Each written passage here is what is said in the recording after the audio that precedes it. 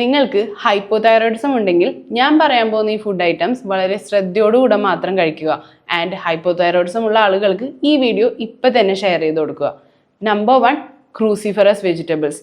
Cabbage, cauliflower, broccoli പോലെയുള്ള വെജിറ്റബിൾസിൽ goitrogens അടങ്ങിയിട്ടുണ്ട്. ഇത് ധാരാളം കഴിക്കുന്നത് നിങ്ങളുടെ തൈറോയിഡ് ഹോർമോൺ പ്രൊഡക്ഷനെ എഫക്റ്റ് ചെയ്യും. Number 2, soya products.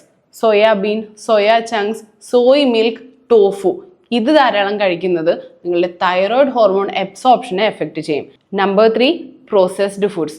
Packaged snacks, fried foods, sugary foods ഇതിലടങ്ങിയിട്ടുള്ള അൺഹെൽത്തി ഫാറ്റും പ്രിസർവേറ്റീവ്സും നിങ്ങളുടെ ബോഡിയിലുള്ള ഇൻഫ്ലമേഷൻ കൂട്ടാനും അത് വെയിറ്റ് ഗെയിനും കാരണമാകും.